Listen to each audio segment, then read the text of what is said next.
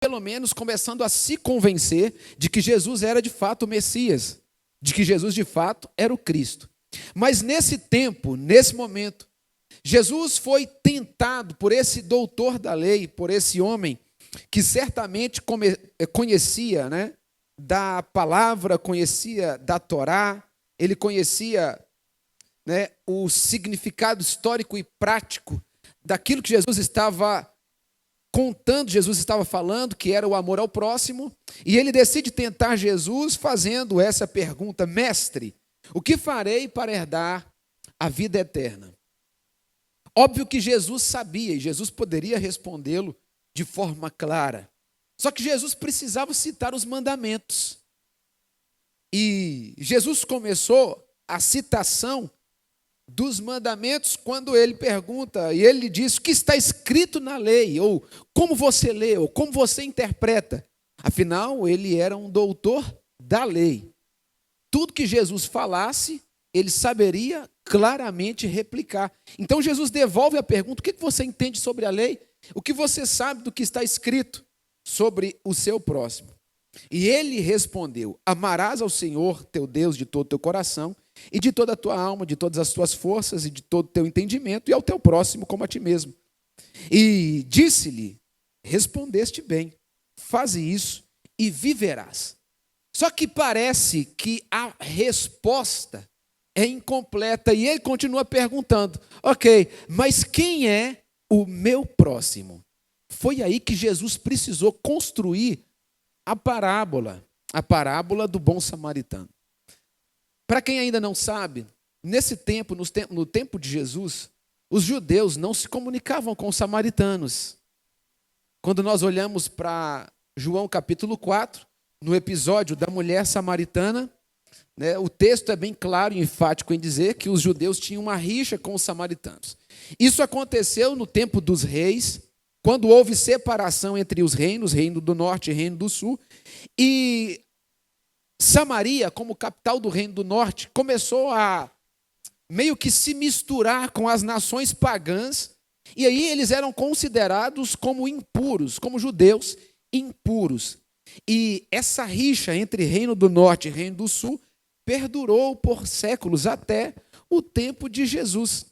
Os judeus do reino do sul, que a sua capital era Jerusalém, não gostavam definitivamente dos judeus do reino do norte, que eram os samaritanos. E aí acontecia que eles brigavam sempre, essas rixas aconteciam sempre, né? Quando a mulher samaritana olha para Jesus, ela diz assim: como sendo você judeu, pede a mim, que sou mulher samaritana, água, né?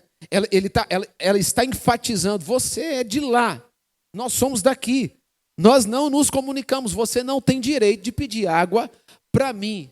Só que Jesus, irmãos, é tão lindo, ele é tão poderoso, ele é tão maravilhoso, ele é tão amável, ele ama tanto, que ele veio quebrar justamente esses paradigmas.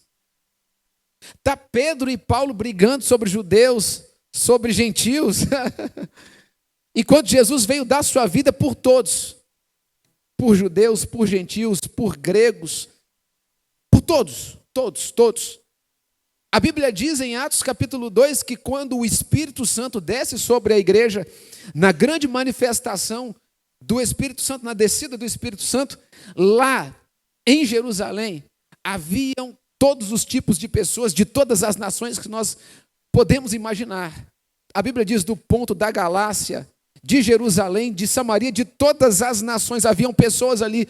Por quê? Porque a estratégia de Deus é a melhor de todas. Qual? E a mais simples. Fazer que de norte a sul a sua palavra seja conhecida. Fazer que as pessoas de todos os lugares, de todas as nações, conheçam quem é Ele, o tamanho do seu amor e o tamanho da sua salvação.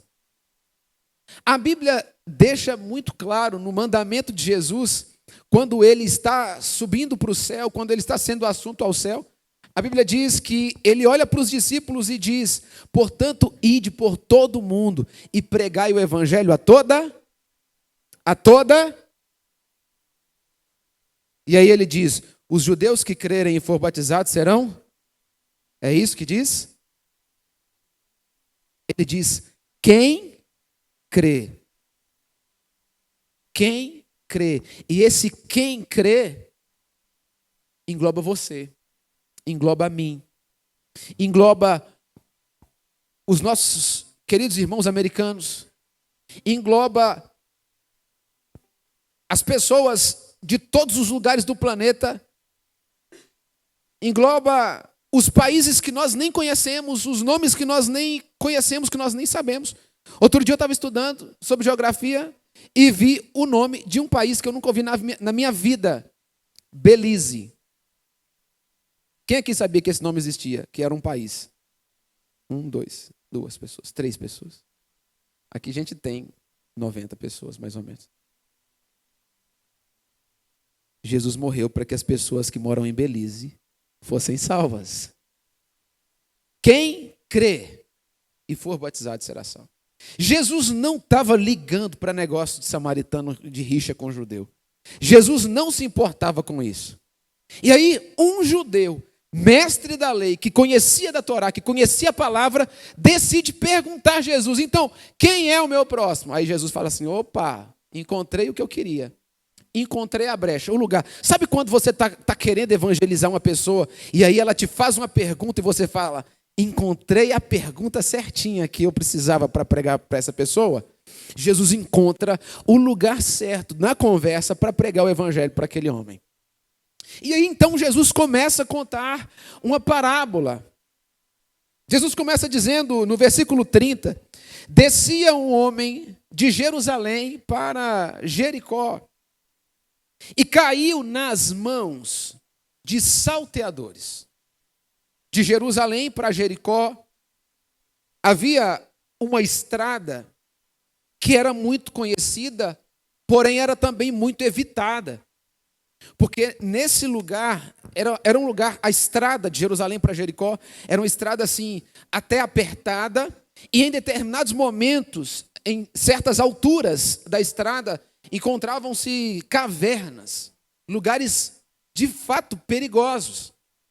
E não era comum viajar sozinho de Jerusalém para Jericó, como esse homem na parábola está fazendo, de Jerusalém para Jericó. Ele está indo, está caminhando. Até que num determinado momento, numa determinada altura da estrada, do lugar, aparecem salteadores. O que são salteadores? Salteadores são homens que muitas vezes viviam nos desertos e que ficavam à espreita justamente para pegar esses viajantes, essas pessoas que não era comum, mas estavam sozinhos. E a Bíblia diz que esses salteadores roubaram esse homem. Tiraram-lhe tudo que ele tinha, todas as posses que ele carregava, tiraram até mesmo a sua dignidade. Só que além de tudo, de roubarem tudo que ele estava carregando, de tudo que ele estava levando na estrada e tirarem até a sua dignidade, a Bíblia diz que eles espancaram esse homem, deixando ele quase morto, semi-morto. E aí você imagina que a situação dele estava muito difícil mesmo. Obviamente ele ficou debilitado. Porque quando alguém está quase morto é porque alguém foi brutalmente espancado. Obviamente ele estava sangrando e provavelmente inconsciente. Quando você lê o texto, existem algumas versões que falam assim de forma muito clara. A NVI, por exemplo, a NTLH. São versões que deixam mais claro isso. E aí você percebe que há uma possibilidade dele estar inconsciente e ferido na estrada, sozinho, sem que ninguém pudesse ajudá-lo. A Bíblia diz que no mesmo caminho, Jesus está continuando contando a história, e no mesmo caminho, nós sabemos, passa um sacerdote. Quem eram os sacerdotes? Aqueles que faziam parte da tribo de Levi, que eram responsáveis por fazer os sacrifícios. Eram responsáveis por orar pelo pecado do povo. Eram responsáveis por oferecer sacrifícios a Deus para que as pessoas fossem perdoadas. Era meio que um mediador. Só que quando o sacerdote, esse responsável religioso, esse ministro diante de Deus, olha, a Bíblia diz que ele não toca. E há quem diga que ele não podia tocar. Ele passa de largo. Ele passa longe. Você imagina, na sua memória, tenta construir essa cena. Uma estrada que não era tão larga. Tem um homem caído. Para não passar tão perto dele, você precisa se esforçar.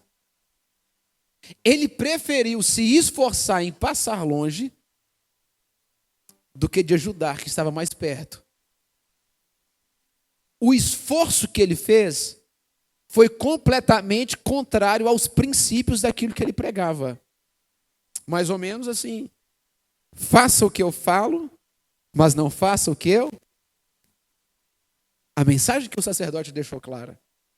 Ele passou de largo. Ele passou longe. Ele tentou não tocar. Algum tempo depois que o sacerdote passou, vem o levita. Quem eram os levitas? Ministros. De igual modo, Jesus diz que ele também passa longe. Do mesmo modo como fez o sacerdote, o ministro, aquele que ministrava, aquele que era responsável por ministrar, também faz do mesmo modo como o sacerdote. Agora você começa a observar que Jesus coloca pessoas nessa parábola que eles tinham a responsabilidade de fazer alguma coisa diferente de qualquer outra pessoa. Jesus não diz que era um pai de família que estava passando. Jesus não diz que era um judeu que estava com o filho nos braços, no colo. Jesus não diz que era um homem comum. Jesus não diz que era um marceneiro. Jesus não diz que era um agricultor. Jesus não diz que era um pescador. Jesus coloca duas figuras muito importantes para a religiosidade daquele tempo, que era o sacerdote e o levita. Você começa a perceber que Jesus está tentando desconstruir uma religiosidade que está ferindo a nação. Você começa a perceber que Jesus está tentando quebrar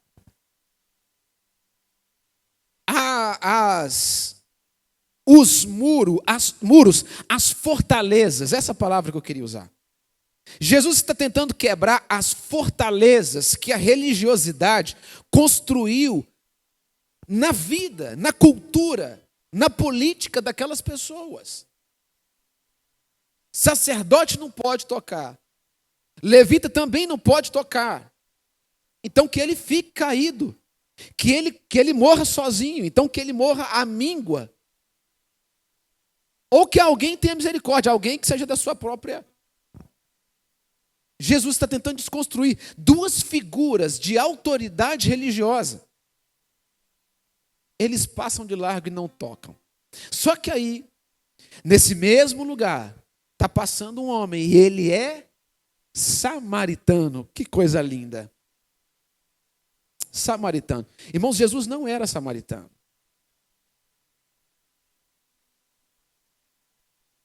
Jesus não era samaritano. Só que Jesus está colocando um resgatador que nem era da tribo e que nem era da nação. E aí ele diz, porém, no mesmo caminho, vai passar um samaritano. Um homem que não era da mesma nação. Um homem que era considerado rebelde. Um homem que era considerado herege. Um homem que era considerado mestiço. Um homem que era repudiado. Um homem com o qual vocês não podiam fazer negócios. Um homem com o qual vocês não podiam ter bom tratamento. Esse homem vai passar no mesmo caminho, na mesma estrada, e vai olhar para a mesma pessoa que continua na mesma situação, meio morto e ferido, com a sua dignidade roubada e com os seus bens roubados.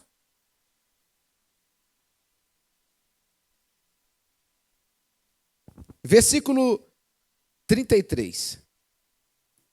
Mais um samaritano que ia de viagem chegou ao pé dele. Jesus não conta os detalhes, mas ele estava indo de viagem e chega ao pé. É como se ele não tivesse pensado em evitar o homem. Ele está indo de viagem e chega ao pé. Como se não houvesse a possibilidade dele pensar num caminho, num outro caminho, ou no desvio do caminho. Ele está vindo de viagem, ele chega ao pé, e ele chega perto, ele se encosta ao pé dele. Esse samaritano faz uma coisa diferente. Ele viu. Só que o olhar do samaritano é um olhar diferente. Os três personagens veem o homem. Só que olha o que Jesus está dizendo. Versículo 33. E vendo-o, moveu-se de íntima compaixão. Quando o sacerdote e o levita olharam, viram, a Bíblia não fala sobre compaixão. Porque talvez até pudesse ter gerado uma compaixão no coração deles. Talvez pudesse até ser gerada uma compaixão no coração daqueles homens. Mas, se foi gerada, eles não expressaram, eles não esboçaram, eles não conseguiram interpretar, eles não conseguiram, porque a religiosidade era muito grande, a casca era muito grande, era muito grossa. Quando o samaritano olha, ele se move de íntima compaixão. Olha o que o doutor da lei está dizendo para Jesus. Amarás ao teu Deus sobre todas as coisas. Ele está falando sobre amor. As mesmas palavras que o doutor da lei está falando sobre amar, são as palavras que Jesus está falando, que o samaritano teve por aquele homem que estava perdido. O judeu que conhecia da palavra, que oferecia sacrifício, o levita que era responsável pela ministração, que conhecia a palavra, que conhecia os mandamentos, não se moveram de íntima compaixão.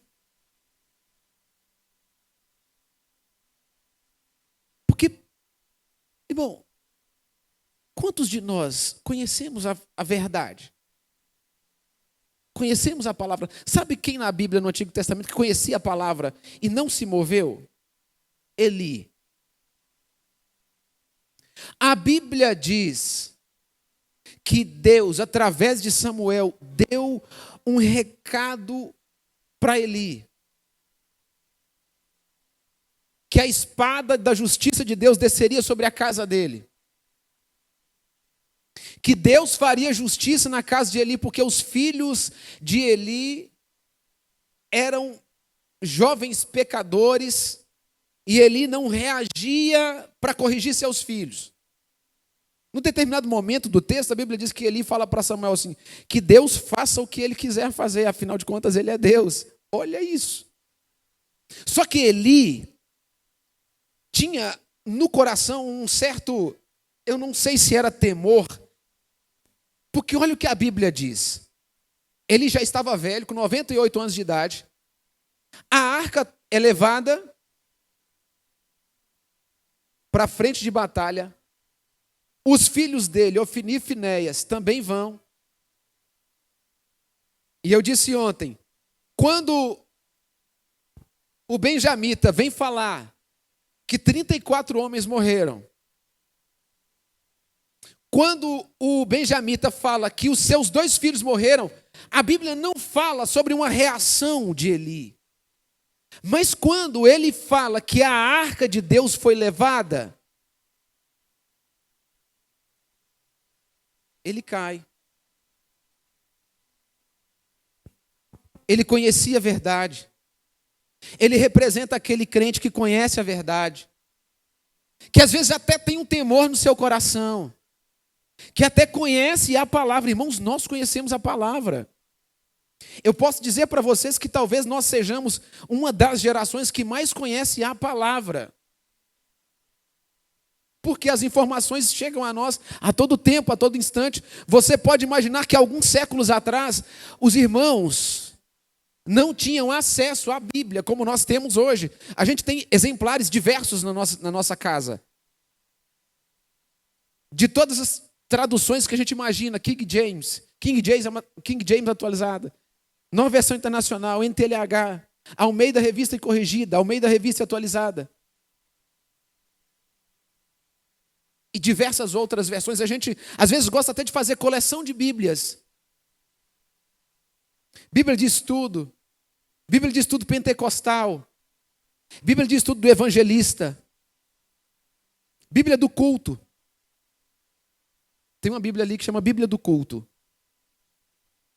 Bíblia feminina, com devocionais femininos e diversas. Nós conhecemos a palavra.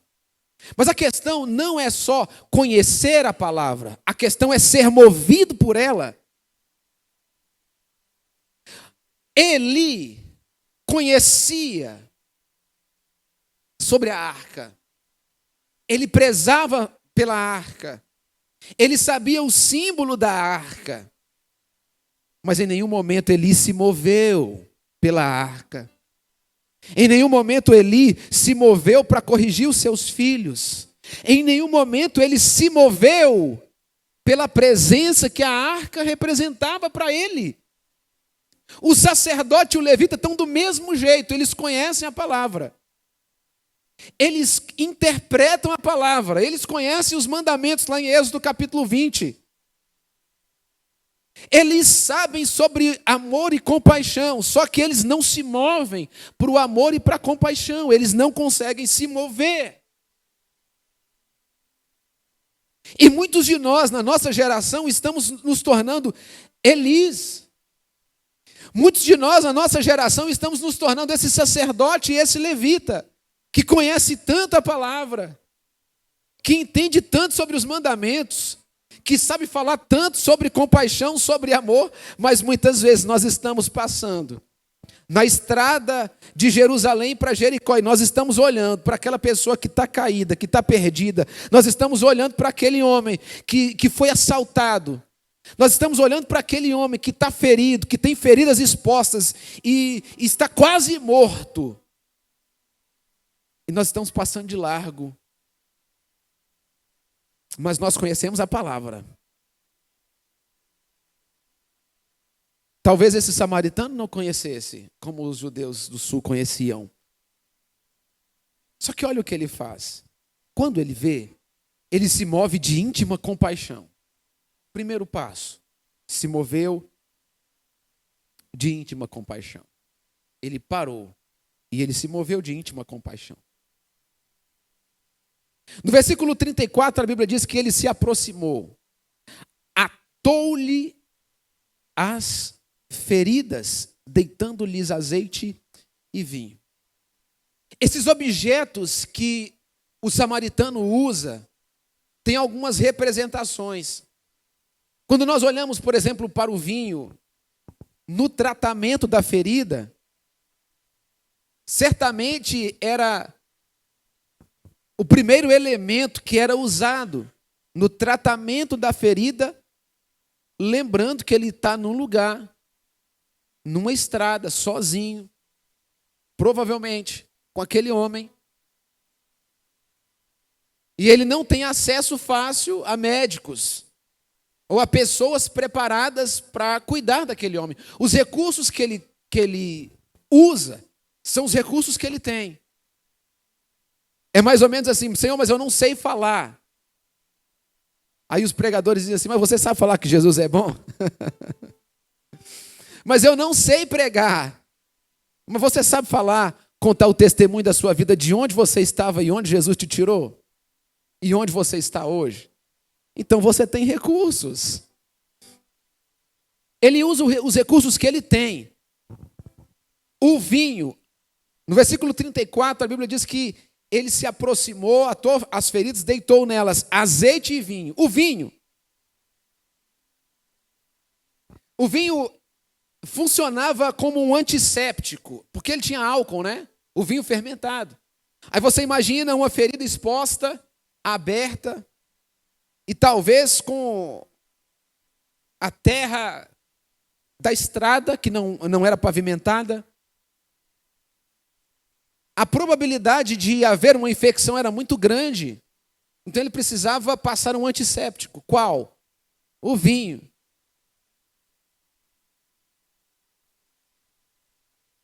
Ele lavava as feridas. Ele lavou as feridas. Sabe o que esse vinho significa? 1 João capítulo 1, versículo 7. Se andarmos na luz, como Ele na luz está, temos comunhão uns com os outros, e o sangue de Jesus, seu Filho, nos purifica de todo pecado. Sabe qual é o antisséptico para o seu pecado? O sangue de Jesus. Essa ferida pecaminosa que está inflamando na sua vida, na sua alma, no seu espírito, só pode ser lavada pelo sangue de Jesus. Esse pecado miserável que está inflamando dentro de você. Você está ferido.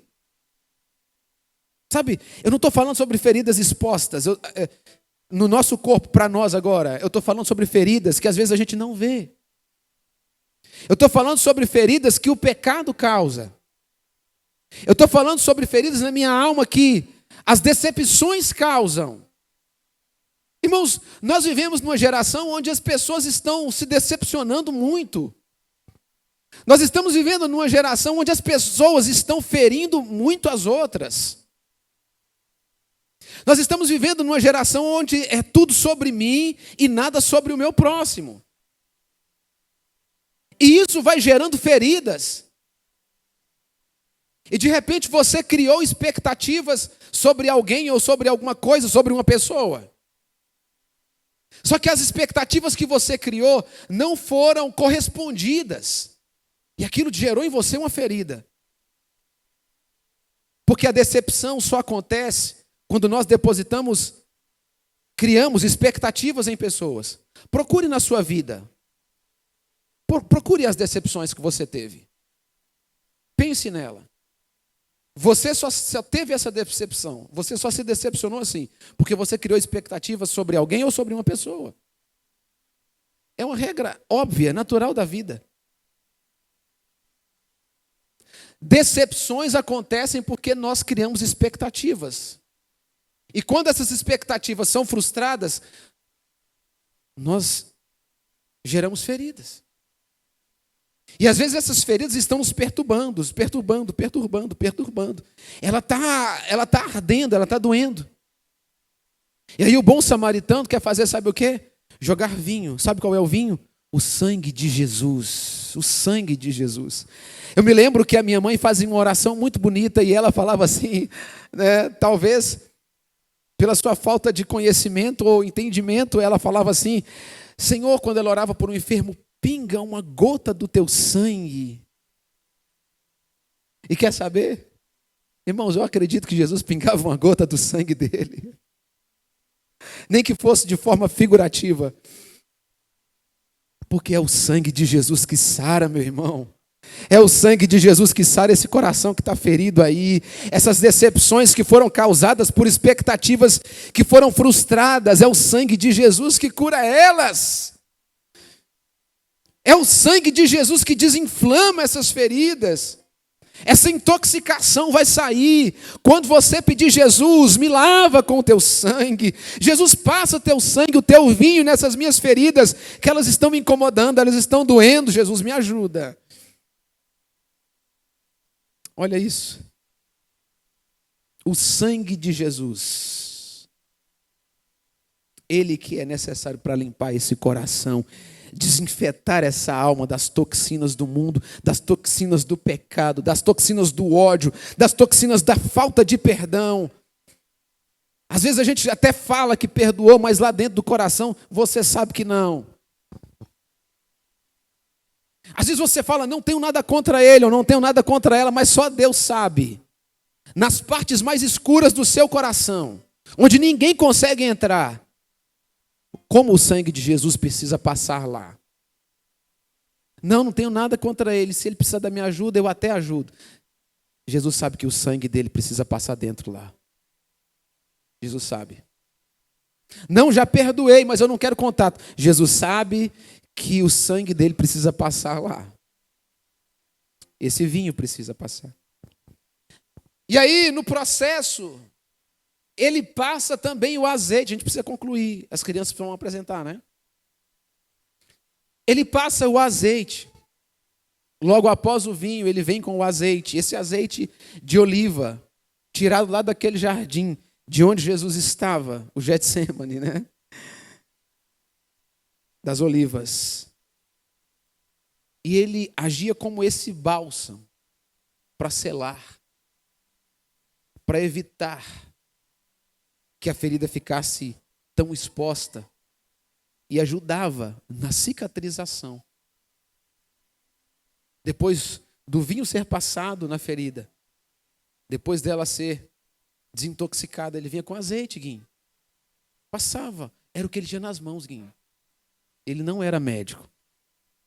A única coisa que ele tinha, e era a única coisa que ele precisava. Era a única coisa que ele tinha, e também era a única coisa que ele precisava. E ele passa o azeite. Esse azeite representa o Espírito Santo em nós.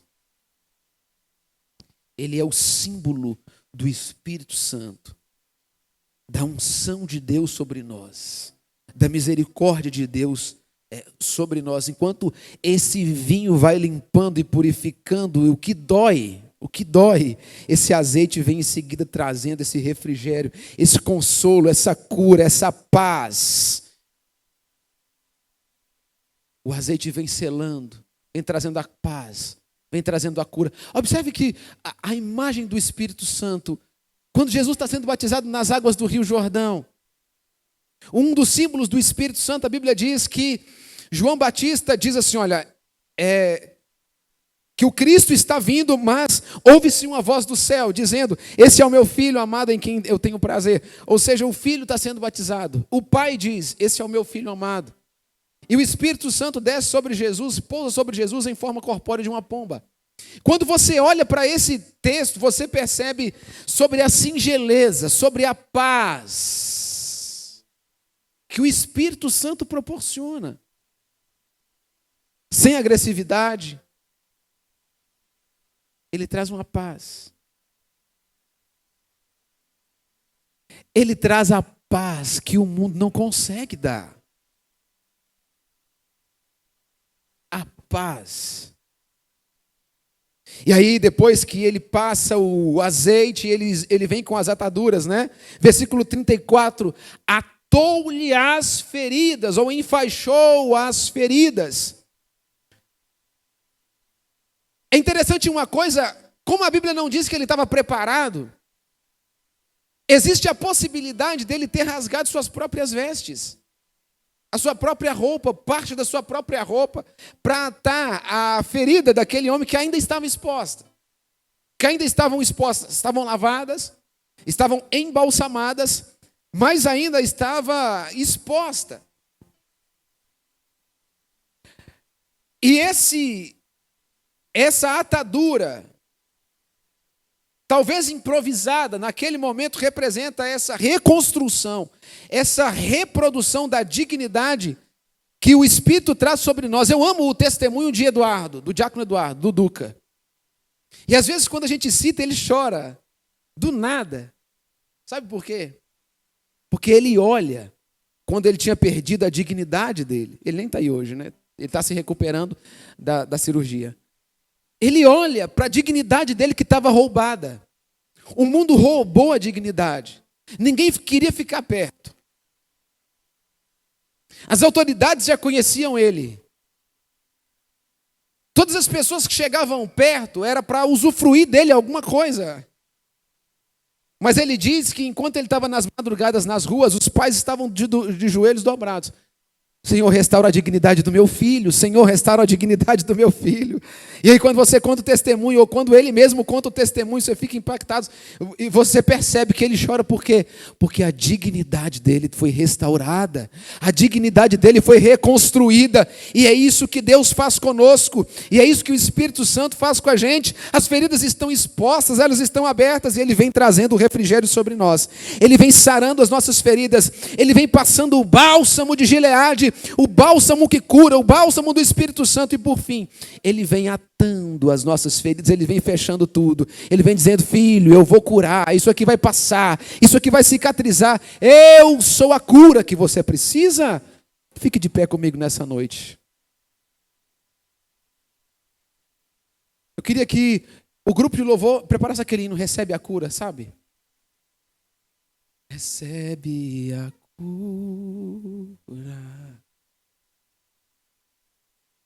Irmãos, Deus não nos deixa expostos. Quando Jesus nos chama para perto, Ele não nos deixa expostos. A nossa dignidade é reconstruída, a nossa dignidade é restaurada. A nossa dignidade em Deus é restaurada, ela é reconstruída. A Bíblia diz que esse homem, esse samaritano, pega o homem meio morto, não consegue andar, ele não sabe andar sozinho. E ele coloca sobre sua cavalgadura e leva até uma estalagem para que ele possa se recuperar. E aí eu me lembro de Lucas capítulo 15, sabe? A Bíblia diz que das 100 ovelhas, ele deixa as 99. E ele vai até ao encontro daquela que estava perdida. E a Bíblia diz que ele encontra e coloca sobre os seus. Porque muitas vezes as ovelhas que estão perdidas não conseguem caminhar sozinhas. Muitas vezes as feridas são tão grandes, sabe? Estão tão entranhadas que você fala assim: olha, eu não consigo caminhar só. Eu não vou só. O que o pastor tem que fazer muitas vezes? Colocar aquela ovelha que está perdida sobre seus ombros.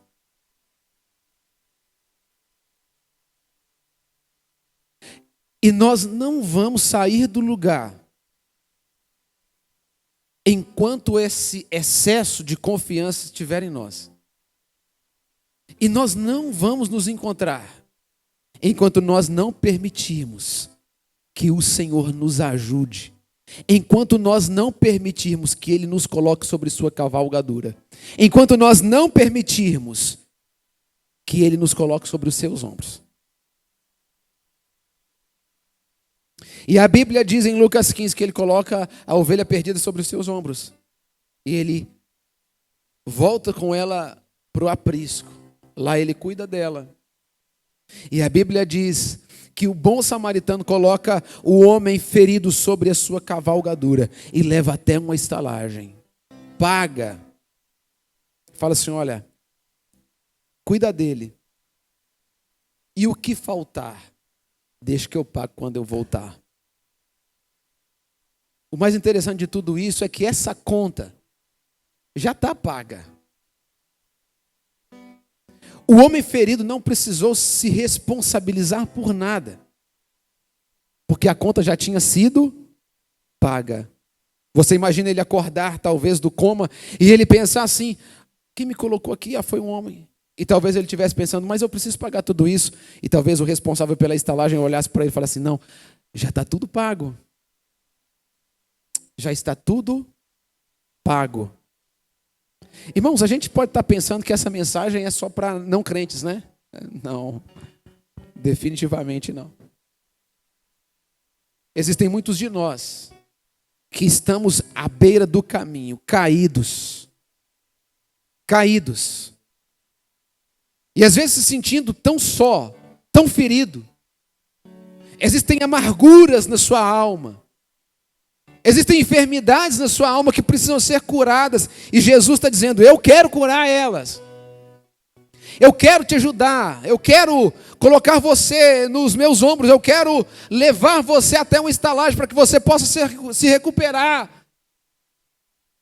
Tudo que nós precisamos é permitir que Ele nos coloque sobre os seus ombros. Feche seus olhos nessa noite. Feche seus olhos nessa noite. Nós vamos orar. E nós vamos pedir ao Senhor que cure nossas feridas. As feridas mais profundas na nossa alma, no nosso ser. Porque nós precisamos ser conduzidos. E nós precisamos ser levados. Nós precisamos ser conduzidos, nós precisamos ser levados. Oh Deus, nós não conhecemos o coração dos teus filhos. Nós não sabemos, Pai, como alguns deles chegaram aqui nessa noite, mas o Senhor conhece. E o Senhor é aquele que ata as feridas, que sara todas elas, as mais profundas, as de difícil acesso. Oh, o Senhor sabe. De onde fomos tirados e onde o Senhor nos colocou, Pai. Mas nessa noite, nós queremos declarar completa dependência de Ti.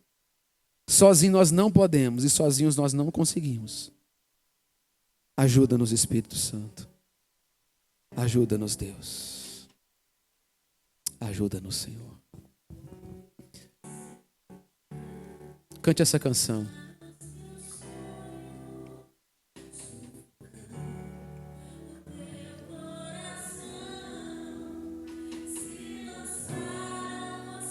Cante isso.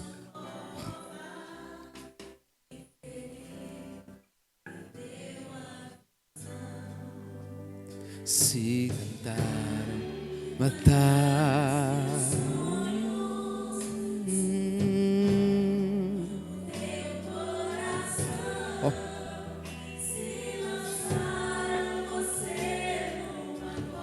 o Senhor restaura.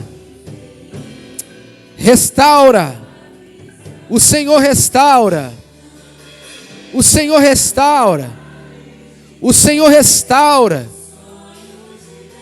Com Jesus o fim se torna começo de novas histórias. Com Jesus o fim